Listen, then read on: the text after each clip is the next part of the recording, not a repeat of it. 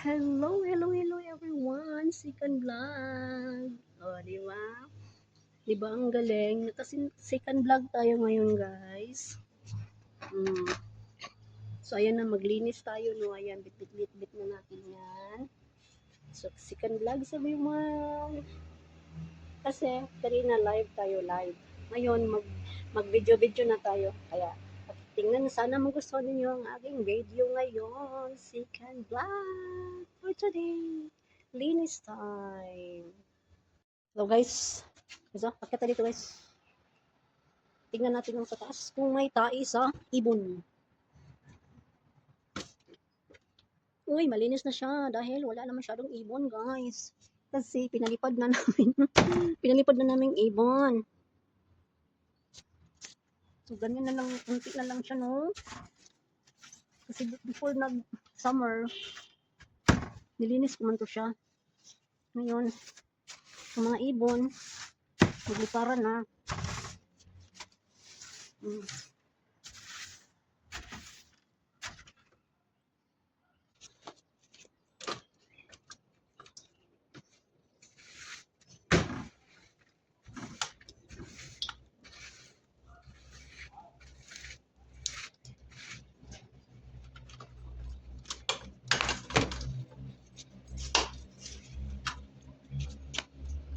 Ito naman tayo sa loob. Tanggalin natin yan at iba pa. At punasan natin yan guys.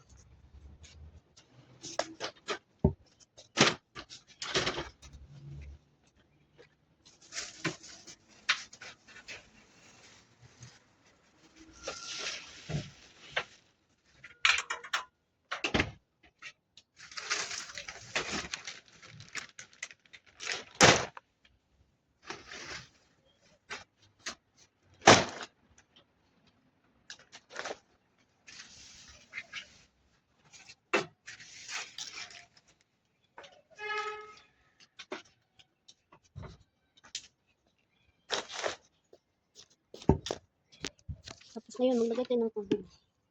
Dito sa gripo. Po. Po. So, yun na. Ito ay para sa pangpunas natin, guys. Yan. May sabon yan para mabango. So, guys, ulisan ko lang to. Ito, tapos na, inakyat ko na yun.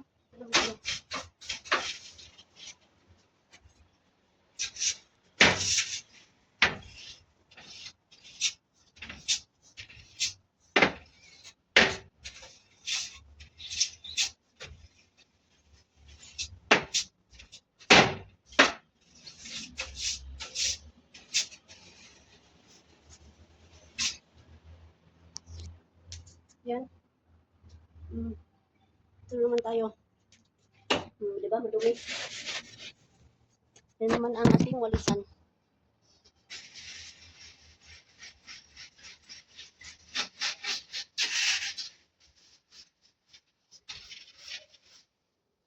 Pusin ko lang, guys. So, ayun na. Ayun, tubigan ko na naman siya. Tubigan natin, no? Tubigan. So, guys, tubigan na natin. Nasa natin ang kasang. Ano?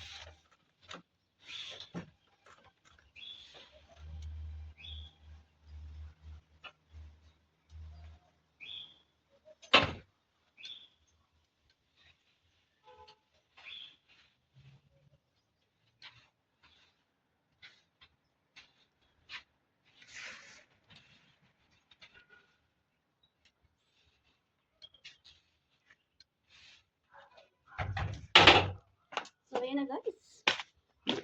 Tingnan naman ang kaibahan ng ating. Tingnan mo ha, oh. Dito siya ganina. Dito kadumi. Hindi naman siya ganun kadumi kasi nalinis na yan. Ngayon, makintab na.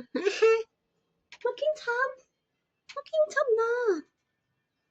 Oh.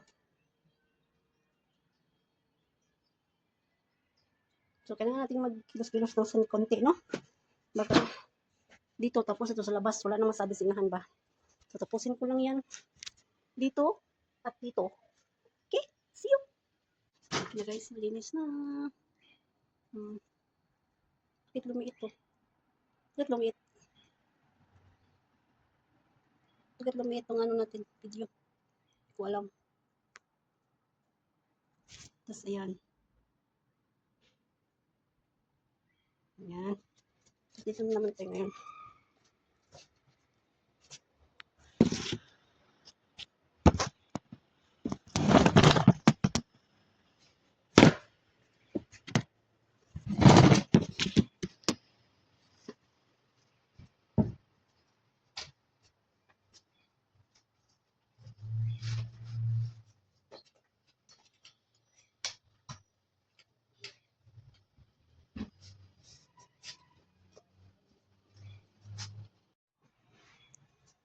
Mga laruan naman ang ating punasan.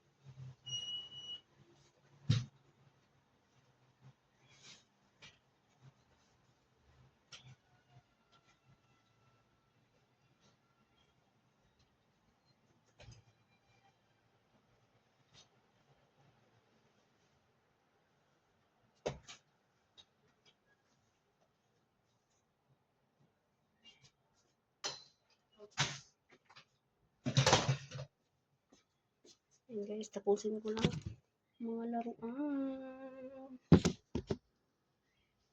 Ayan guys, tapos na natin. Nakadalawang vlog tayo ngayon. Diba? Ang galing ko. Ang galing ko.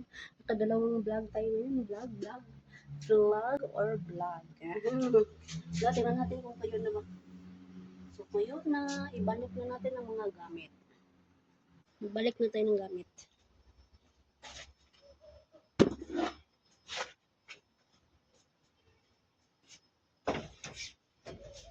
Yan.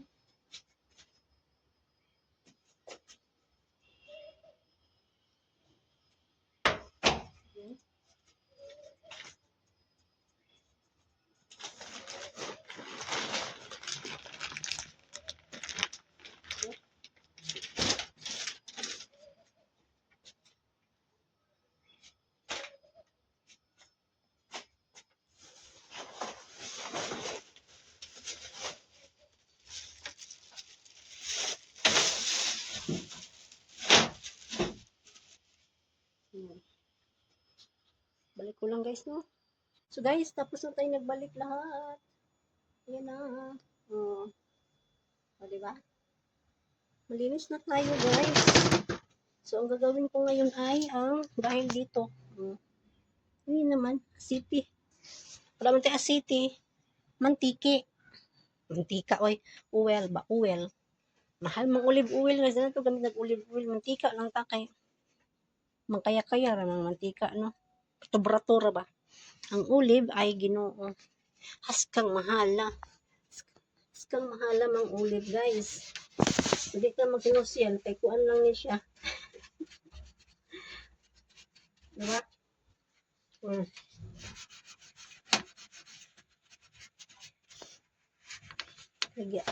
Taya naman eh. Unsa naman eh?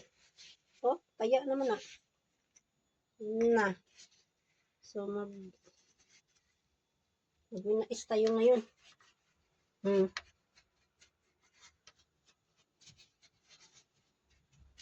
No? Ano na siya? Ano na siya? Kabalo mo ko nga, kabalo kung mo aning trabaho. Gusto mo na ko ipakita, no?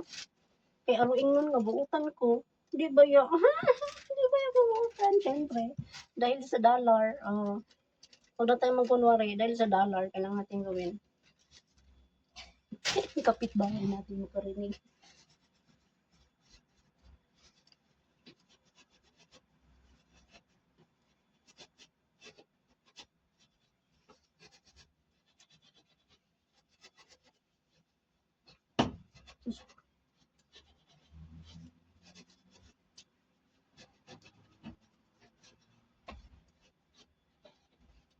Si nanay kasi guys, magbayad ng magbayad no. Noon. Noon nabukay pa si Lolo. Si Lolo tagagawa na tatay niya. Sabi ko kaya ko naman, tas nuruan ako ni Lolo. Kahit di pa tayo turuan, alam na natin no. Pero okay lang. Kasi nga, katulong ka. Dapat mong turo. Dapat mong kailangan kang turuan. Kasi katulong ka, di ba? Kaya i-accept na natin yan. Tanggapin na natin na katulong lang tayo. Kahit alam mo, hindi mo alam. Ganon.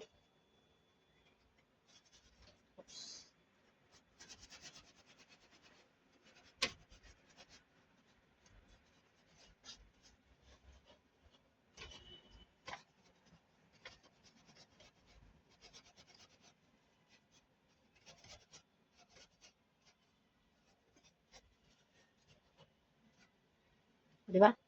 To prevent lang yun siya. Prevent. Prevent. Or prevent.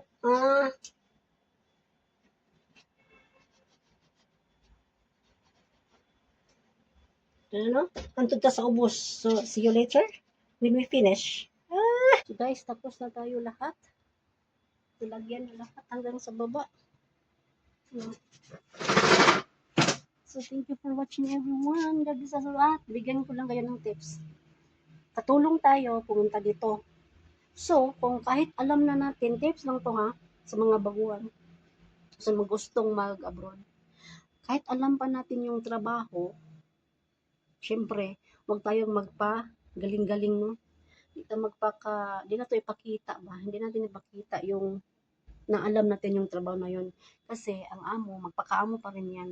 Kaya, pakinggan lang natin yung turo nila, tas alam mo naman, tas gawin mo yung sa kanila, tas kung alam natin yun paano gawin na mas mabuti, yun ang gawin natin. Ganun lang, para, diba, respeto na lang din yan sa ating mga amo, respeto.